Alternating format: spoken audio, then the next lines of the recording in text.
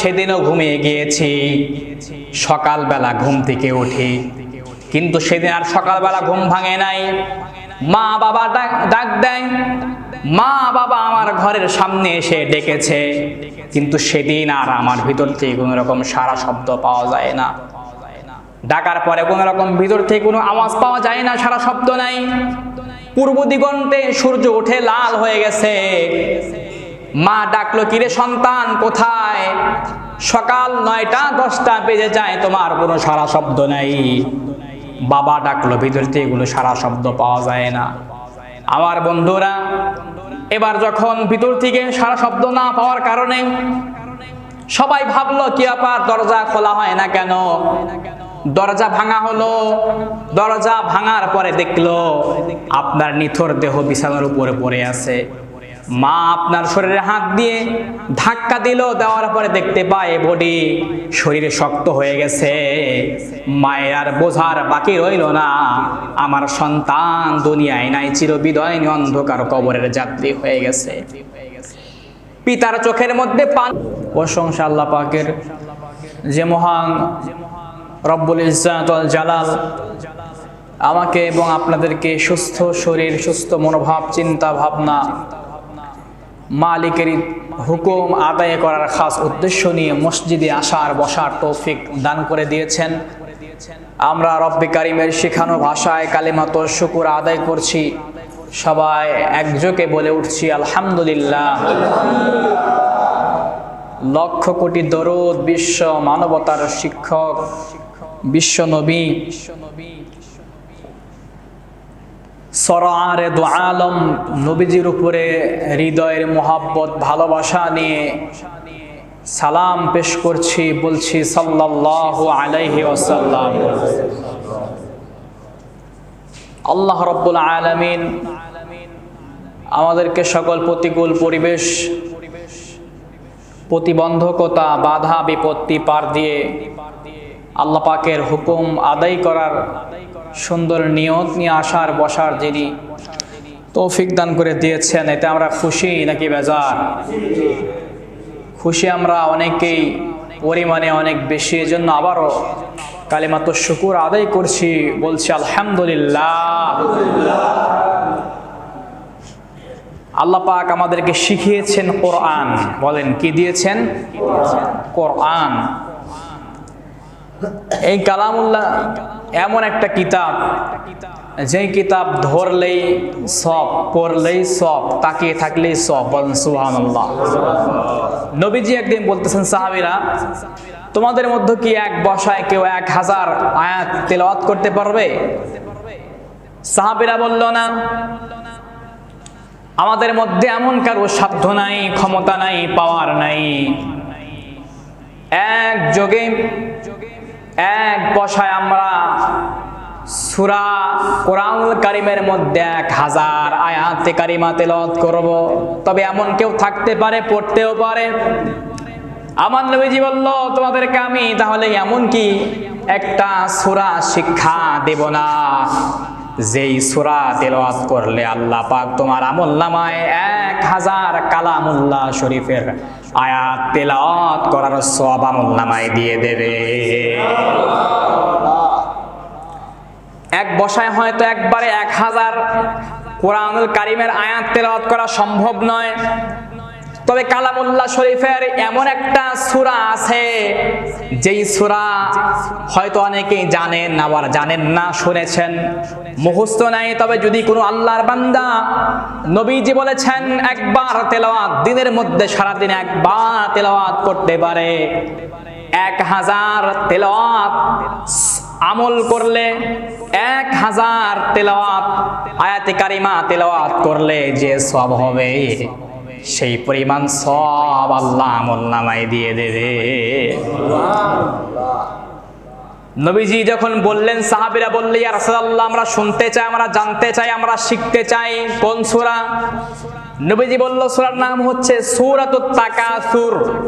আলহাকুমুত তাকাসুর হাত্তা যুরতুমুল মাকাবির কাল্লা সাওফা তা'লামুনা সুম্মা কাল্লা সাওফা তা'লামুন কাল্লা লাউ তা'লামুনা ইলমাল ইয়াকিন লাতারাহুন্নাল জাহিম সুম্মা লাতারাহুন্নাহা আইনাল ইয়াকিন সুম্মা লাতুসআলুন্না ইয়াওমা ইযিন আনিন নাঈম।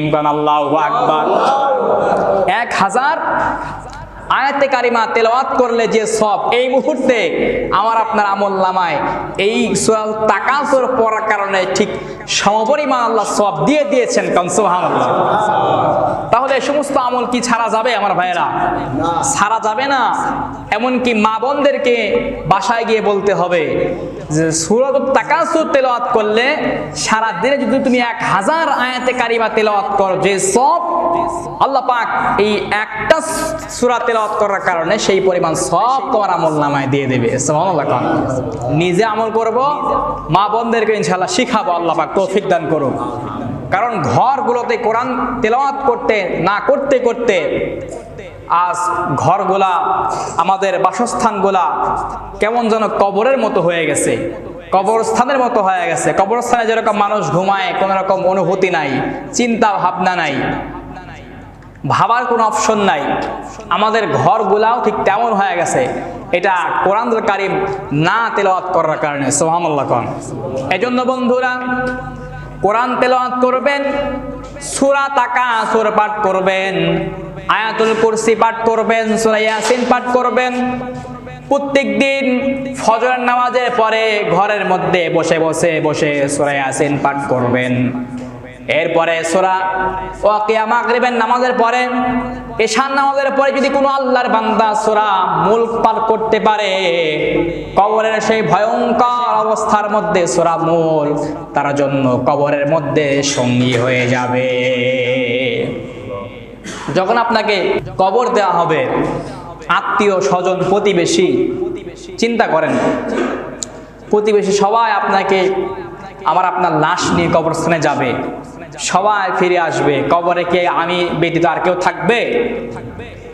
আমি আপনি ব্যতীত আর কেউ থাকবে না। একটু চিন্তা করেন, উপলব্ধি করেন। রাতে ঘুমিয়ে গেছেন, প্রত্যেক দিন আপনি আমি যেভাবে ঘুমাই সেদিনও ঘুমিয়ে গিয়েছি। সকালবেলা ঘুম থেকে উঠি, কিন্তু সেদিন আর সকালবেলা ঘুম ভাঙে নাই। মা বাবা ডাক দেয়, মা বাবা আমার ঘরের সামনে এসে ডেকেছে, কিন্তু সেদিন আর আমার ভিতর থেকে কোনো রকম সারা শব্দ পাওয়া যায় না। ডাকার পরে কোনো রকম ভিতর থেকে কোনো আওয়াজ পাওয়া যায় না, সারা শব্দ নাই। পূর্ব দিগন্তে সূর্য উঠে লাল হয়ে গেছে। মা ডাকলো, কিরে সন্তান কোথায়? সকাল 9টা 10টা বেজে যায়, তোমার কোনো সারা শব্দ নাই। বাবা ডাকলো, ভিতর থেকে কোনো সারা শব্দ পাওয়া যায় না। আমার বন্ধুরা, এবার যখন ভিতর থেকে সারা শব্দ না পাওয়ার কারণে সবাই ভাবলো কি ব্যাপার, দরজা খোলা হয় না কেন? দরজা ভাঙা হলো। দরজা ভাঙার পরে দেখলো আপনার নিথর দেহ বিছানার উপরে পড়ে আছে। মা আপনার শরীরে হাত দিয়ে ধাক্কা দিল, দেওয়ার পরে দেখতে পায় বডি, শরীরে শক্ত হয়ে গেছে। মায়ের আর বোঝার বাকি রইল না, আমার সন্তান দুনিয়ায় নাই, চিরবিদায়ী অন্ধকার কবরের যাত্রী হয়ে গেছে। পিতার চোখের মধ্যে পানি টলমল করতেছে। ও বন্ধু, একটু উপলব্ধি করেন, চিন্তা করেন, নিথর দেহ বিছানার উপর পড়ে আছে, মা অজ্ঞান হয়ে গেছে, পিতা কি বলবে খুঁজে পাচ্ছে না। পাড়া প্রতিবেশী সবাই জড়ো হয়ে গেল, মসজিদের মাইক দিয়ে এলান হয়ে গেল, আব্দুল কুদ্দুসের সন্তান আব্দুর রহমান রাতে ঘুমের মধ্যে চিরবিদায়ী অন্ধকার কবরের যাত্রী হয়ে গেছে। পাড়া প্রতিবেশী আত্মীয় স্বজন ছুটে আসলো, বাঁশ কাটা হলো, কবর খনন করা হচ্ছে, মসজিদের মাইক দিয়ে এলান হয়ে গেল আসরের নামাজের পরে আপনার আমার জানাজা। আসরের নামাজের পরে জানাজা হবে, সেদিনও সূর্য উঠবে, সেদিনও কৃষক তার কর্মের জন্য মাঠে যাবে, গাভী দহন করে কৃষক সেদিনও ভাই দুধ নিয়ে বাজারে বিক্রি করার জন্য যাবে। পৃথিবী তার অবস্থান চলমান রাখবে, বন্ধ হয়ে যাবে আমার আর আপনার নিঃশ্বাস। সেদিনে সব চলবে।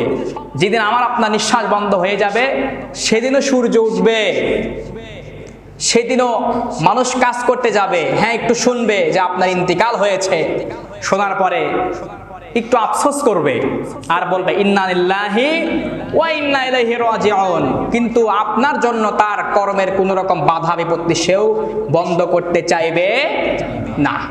আসরের নামাজের সময় এলান হয়ে গেছে আপনার জানাজা, আত্মীয় স্বজন পাড়া প্রতিবেশী জমায়েত হয়ে গেছে,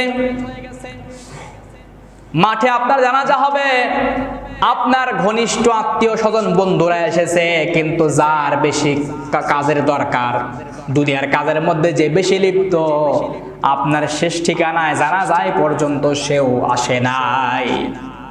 আবার পরের দিন সকাল হয়ে গেল, এই পরের দিন সকাল ঘুরতে না ঘুরতে আমার আপনার মরণের একটা দিন পার হয়ে গেছে। দুনিয়ার সমস্ত মানুষের সাথে আপনার আমার আত্মীয়তার বন্ধন ছিন্ন হয়ে গেছে। খুব বেশি হলে 1 মাস মনে রাখবে, 1 মাস পরে আর আপনাকে আমাকে কেউ মনে রাখবে না। 1 মাস 40 দিন পরে আত্মীয় স্বজন দোয়া করার পরে আর আপনাকে আমাকে কেউ মনে রাখবে না। তবে ওই সময় আমার আপনার কবরের মধ্যে কিন্তু এই যে দুনিয়ার মধ্যে আমল করলাম, বদ আমল করলাম, এই বদ আমলের হিসাব শুরু হয়ে যাবে।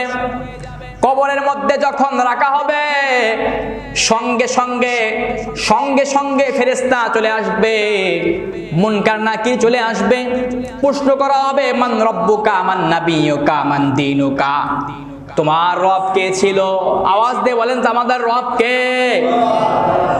কবরের মধ্যে আপনাকে প্রশ্ন করা হবে তোমার রব কে?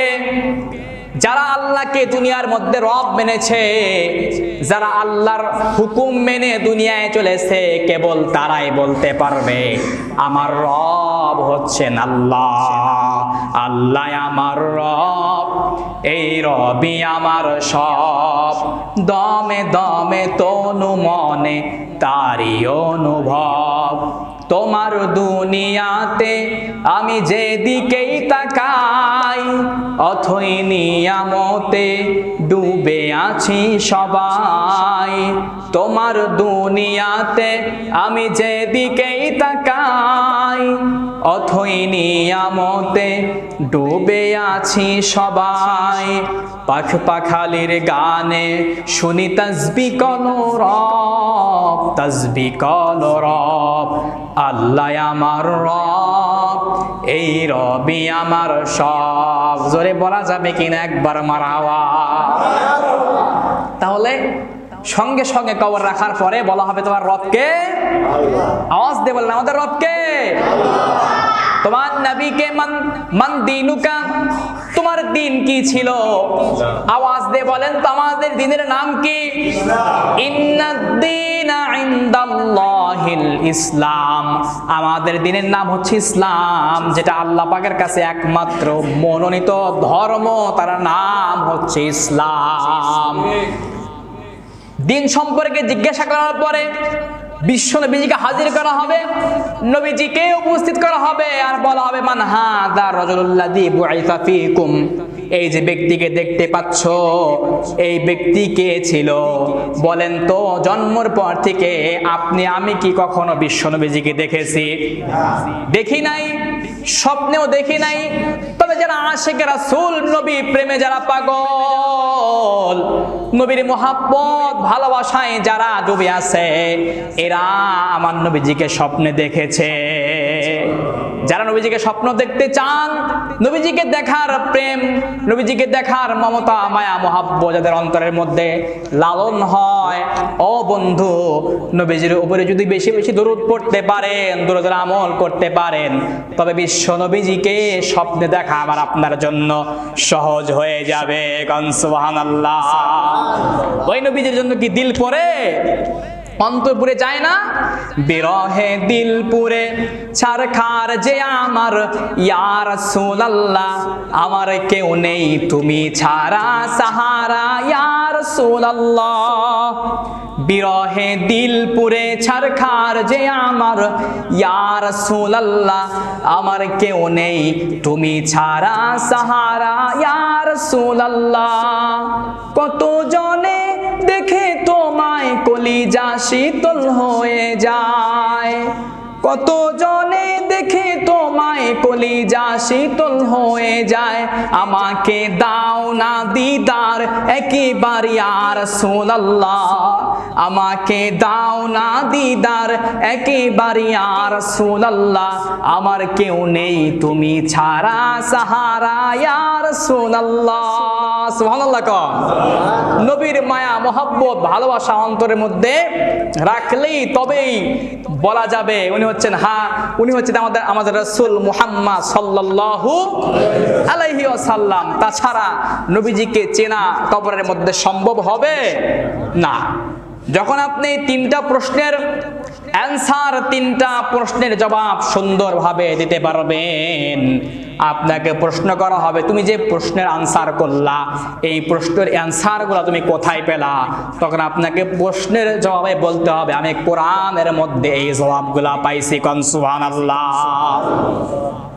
যখন আপনি তিনটা প্রশ্নের জবাব পারবেন, জান্নাত থেকে ফেরেশতারা আসবেন, আপনার কবরের মধ্যে জান্নাতি বিছানা পেরে দেওয়া হবে, জান্নাতি পোশাক পরিধান করা হবে, কবর প্রশস্ত করা হবে, আর কবরের মধ্য থেকে আপনি জান্নাতের নাজ নিয়ামত ভোগ করতে শুরু করে দেওয়া হবে। প্রক্ষান্তরে যারা, বিপরীতে যারা এই তিনটা প্রশ্নের জবাব যারা পারলো না, দিতে পারলো না, বলতে পারলো না, তারা বলবে আমি জানি না, আমি বলতে পারি না, আমার ক্ষমতা নাই। কারণ দুনিয়ায় আল্লাহকে রব মানে নাই, নবীজিকে নবী মানে নাই, দিনকে ইসলাম না মানার কারণে বলতে পারবে না।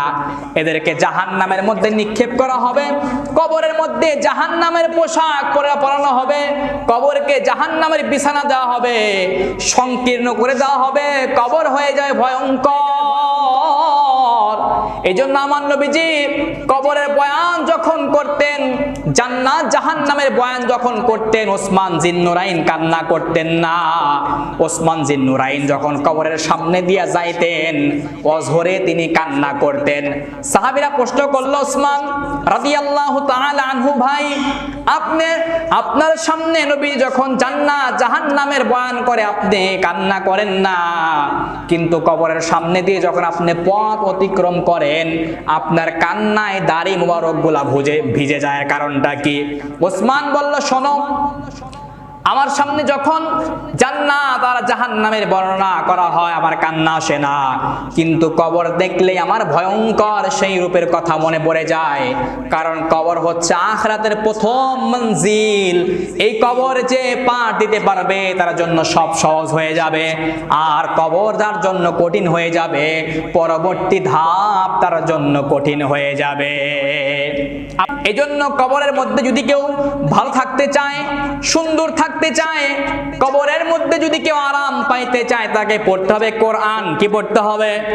কোন আল্লাহর বান্দা যদি আমি যে কথা থেকে কথা শুরু করেছিলাম এশারের নামাজের পরে যদি সূরা মুলক প্রত্যেক দিন একবার তেলাওয়াত করতে পারে, কবরের মধ্যে জাহান্নামের আগুন থেকে এই সূরা মুলক তাকে রক্ষা করবে। আওয়াজ দিয়ে বলা যাবে কিনা সুবহানাল্লাহ? সূরা মুলক যদি কোনো আল্লাহর বান্দা প্রত্যেক দিন এশার নামাজের পরে অর্থাৎ ঘুমানোর পূর্বে যদি তেলাওয়াত করতে পারে, কবরের আযাব থেকে রক্ষা তাকে যিনি করবেন এই সূরাতুল মুলক এর মাধ্যম দ্বারা তিনি কে? আল্লাহ। এজন্য কোরআন পড়তে হবে, কোরআন ধরতে হবে, কোরআনের ছায়া চলে আসতে হবে। কোরআন থেকে মুখ ফিরানোর কারণে আমাদের জীবন সংকীর্ণ হয়ে যায়। আল্লাহ পাক বলেছেন, ওয়ামান আ'রাদা আন যিকরি ফাইন্না লাহু মাঈশাতান দানকা ওয়া নাহশুরুহুম ইয়াওমাল কিয়ামাতি আ'মা। আল্লাহু আকবার। ওয়ামান আ'রাদা আন যিকরি, যারা কোরআন তেলাওয়াত থেকে মুখ ফিরায় নেয়, কোরআন তিলাওয়াত করে না, কোরআন থেকে মুখ ফিরায় নেওয়া হয়। যে সকল আল্লাহর বান্দারা কোরআন থেকে মুখ ফিরায় নেয় তাদের জীবন সংকীর্ণ হয়ে যাবে, সংকীর্ণ হয়ে যায়। রিজিকের মধ্যে কোনো বরকত থাকে না, ঘরে শান্তি থাকে না, সংসারের মধ্যে শান্তি থাকে না, স্ত্রী কথা শোনে না, সন্তানেরা কথা শোনে না। হাজার হাজার হাজার লক্ষ লক্ষ টাকা ইনকাম করার পরেও অভাব তার ঘর থেকে সরে না, একমাত্র কারণ কোরআন থেকে সে মুখ ফিরিয়ে নেওয়ার জন্য। জোরে বলা যাবে কিনা নাউজুবিল্লাহ? আজকে তো আমরা কোরআন থেকে মুখ ফিরিয়ে নিয়েছি, কারণ মাসে একবারও কোরআন ঘরের মধ্যে আমরা তেলাওয়াত করতে পারি না। এই কোরআন না তেলাওয়াত করার কারণে, কোরআন থেকে মুখ ফেরানোর কারণে আল্লাহর কথা অনুযায়ী, আল্লাহর এই আয়াত অনুযায়ী আমাদের বাস্তব প্রমাণ আমরা পেয়ে যাই। আল্লাহ পাক আমাদের জীবনের মধ্যে সংকীর্ণতা দিয়েছেন, আমরা কোরআন থেকে মুখ ফিরিয়ে নিয়েছি। আমার ভাইয়েরা, প্রত্যেক দিন ফজরের নামাজের পরে যদি কোনো আল্লাহর বান্দা কোরআনুল কারীম তার ঘরের মধ্যে তেলাওয়াত করতে পারে, প্রতিনিয়ত যদি তেলাওয়াত করতেই থাকে, এই কোরআন কিয়ামতের ময়দানে কঠিন মুসিবতে তার জন্য নাজাতের উসিলা হয়ে যাবে। যখন কোরআনুল কারীম তেলাওয়াত করা হয়, আপনি যখন যেখানে কোন স্থানে কোরআন তেলাওয়াত করছেন, এই কোরআন তেলাওয়াতের দ্বারা আসমান থেকে রহমতের ফেরেশতা নাজিল হয় আর আপনার জন্য দোয়া করতে থাকে। সুবহানাল্লাহ। একজন সাহাবী, তিনি ঘরে ফজর এশার নামাজের পরে স্ত্রী সন্তান সবাই যখন ঘুমিয়ে গেল, তিনি চিন্তা করলেন আজকে রাতে আমি আর ঘুমাবো না, সারা রাত আল্লাহর সঙ্গে কথা বলবো। কারণ কোরআন তেলাওয়াত করলে কথা হয় কার সঙ্গে? আওয়াজ দিয়ে বলেন তো তিনি কে? তিনি চিন্তা করলেন রাতে আর আমি ঘুমাবো না, সারা রাত আমি আল্লাহর সঙ্গে কথা বলবো। এই চিন্তা করার পরে যখন স্ত্রী সন্তান সবাই যখন ঘুমিয়ে গেল, কোরআন নিয়ে কোরআন তেলাওয়াত করতে শুরু করলো। সুবহানাল্লাহ। তিনি কোরআন তেলাওয়াত করতেছেন। কোরআন তেলাওয়াত করতে করতে করতে তিনি ভাবলেন, হঠাৎ উপলব্ধি করতে পারলেন, শুনতে পারলেন তার ঘরের বাহিরে একটা ঘোড়া বাঁধা ছিল। কি বাঁধা ছিল বলেন? ঘোড়া বাঁধা ছিল। তিনি উপলব্ধি করতে পারলেন ঘোড়া কেমন যেন লাফানো শুরু করে দেয়, আওয়াজ করতে শুরু করে দেয়, গর্জন করতে শুরু করে দেয়। উনি কোরআন বন্ধ করে আবার বাহিরে গেলেন, ঘোড়ার আওয়াজ বন্ধ হয়ে গেছে। সুবহানাল্লাহ। আবার যখন ঘোড়ার আওয়াজ বন্ধ হয়ে গেছে, আবার ঘরের মধ্যে আসলেন, আবার কোরআন তেলাওয়াত শুরু করলেন। কোরআন তেলাওয়াত করতেছে, পূর্বের ন্যায় আবার সেই ঘোড়া গর্জন আর লাফালাফি করতে শুরু করে দিছে। তিনি চিন্তা করলেন কি ব্যাপার, ঘোড়া এত লাফালাফি করে কেন? আবার কোরআন বন্ধ করলেন, আবার বাহিরে গেলেন, আবার আপনি ঘোড়া তার আপন নিরে সুন্দর করে ঘুমিয়ে যাচ্ছে, নীরব হয়ে গেছে। সুবহানাল্লাহ। আবার শুরু করলেন কোরআন তেলাওয়াত। তিনি চিন্তা করেছেন ফজরের নামাজের আগ মুহূর্ত পর্যন্ত কোরআনুল কারীম আমি তেলাওয়াত করব, কোরআনের ইবাদত করব, কোরআন তেলাওয়াত করব, এই চিন্তা করে আবার শুরু করে দিলেন। কিন্তু পুনরায় আবার ঘোড়া গর্জন করতে শুরু করে দিল, লাফালাফি করতে শুরু করলো, ঘোড়া গর্জন করতে শুরু করলো। তিনি ভাবলেন না, এভাবে রাত ভরা পড়া যাবে না, ঘোড়া গর্জন করতে শুরু করে দেয়। তিনি বললেন না, এভাবে পড়া যাবে না, কারণ ঘোড়ার গর্জনের সময় স্ত্রী সন্তান তারা ভয় পেয়ে যাবে। সকালবেলা ফজর নামাজ হয়ে গেল, বিশ্বনবীজি যখন ঘুরে বসলেন, বললেন ইয়া রাসূলুল্লাহ, আমি রাত চিন্তা করলাম রাতের আধারে আমি কোরআনুল কারীম তেলাওয়াত করব। ওগো নবীজি, যখন কোরআন তেলাওয়াত করতে চাই আমার বাহিরে ঘোড়া তিনি গর্জন করতে শুরু করে দেয়। আবার যখন বন্ধ করি ঘোড়াও থেমে যায়, আবার যখন তেলাওয়াত করি আবার গর্জন করতে শুরু করে দেয়। নবীজি বিষয়টা কি বুঝতে পারলাম না। সাহাবীকে নবীজি বলল, সাহাবী শোনো, তুমি যখন কোরআনুল কারীম তেলাওয়াত করতে শুরু করো, আল্লাহর আরশ থেকে তোমার এই কোরআনুল কারীম তেলাওয়াতের দ্বারা রহমতের ফেরেশতাদের আগমন হয়ে যায়, আর ঘোড়া তা চর্ম চোখে দেখার কারণে গর্জন শুরু করে দেয়। রহমতের ফেরেশতা যখন আসে, আগমন যখন তার ঘটে, গজব নিয়ে আসবে নাকি রহমত নিয়ে আসবে? রহমত নিয়ে আসবে। এজন্য ঘরের মধ্যে রহমত আনতে হলে টিভি দূর করতে হবে, কোরআন পড়তে হবে। ঘরের মধ্যে রহমত আনতে হলে স্ত্রীকে কথা শোনাইতে হলে কোরআন শিক্ষা দিতে হবে, সন্তানকে কথা শোনাইতে হলে কোরআন শিক্ষা দিতে হবে। মুসলমান 100 মুসলমান ঘরের আজকে 95 মুসলমান বাপ পিতা সন্তান কেউ কোরআন পড়তে পারে না। আছে না নাই? আছে। কোরআন পড়তে পারে না। আজকে কোরআন বাদ দেওয়ার কারণে, কোরআন থেকে দূরে সরার কারণে, কোরআন থেকে মুখ ফিরিয়ে নেওয়ার কারণে আল্লাহর সেই আয়াত বাস্তবায়ন হয়ে গেছে। আমান আরাদা আন যিকরি ফাইন্না লাহু মাঈশাতান দানকা ওয়া নাহশুরুহুম ইয়াওমাল কিয়ামাতি আ'মা। আওয়াজ দিয়ে বলেন আল্লাহু আকবার। আমার ভাইরা, এজন্য কোরআন থেকে মুখ ফিরালেই সংকীর্ণ হয়ে যাবে জীবন, ছোট হয়ে যাবে জীবন, রিজিকের মধ্যে বরকত থাকবে না। রিজিকের মধ্যে যদি বরকত পেতে চাও, কোরআন পড়া আজকে থেকে শুরু করে দাও। সুবহানাল্লাহ কোন।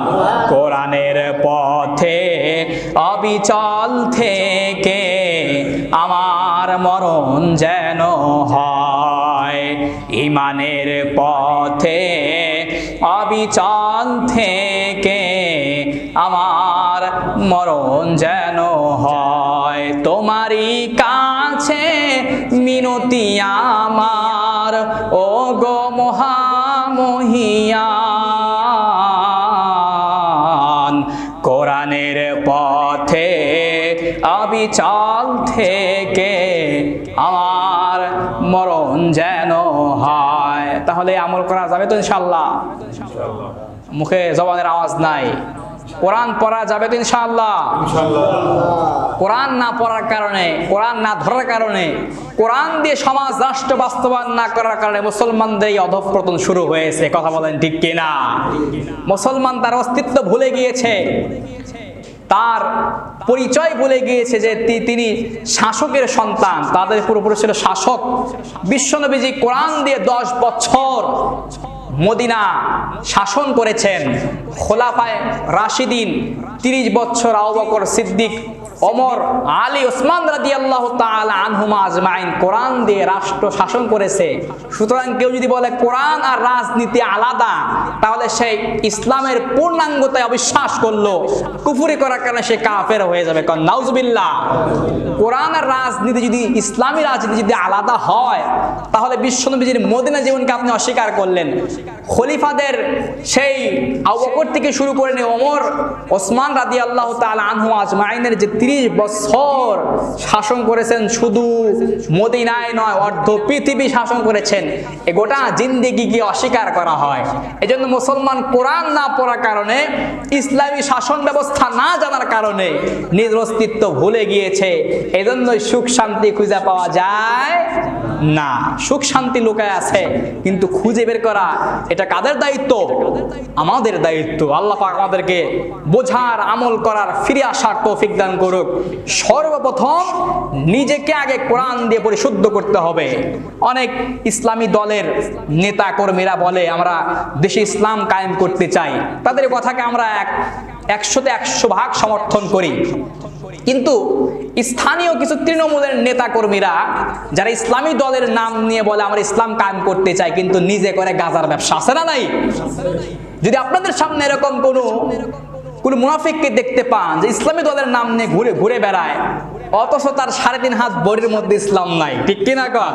তখন বলেন ভাই তোমার এই কথাকে আমি 100 ভাগ সমর্থন করি, আমি সাপোর্ট করি, ইসলাম এদেশে কায়েম করতে চাই, আমরাও চাই।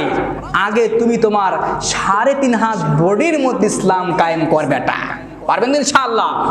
ইসলামী দলের নাম নিয়ে কে মুনাফিকি করবে আমরা এটা মেনে নেব না। 3.5 হাত বডির মধ্যে যে ইসলাম কায়েম করতে পারে না, তাকে দ্বারা কিভাবে দেশে ইসলাম কায়েম হবে? কথা বলেন ঠিক কিনা?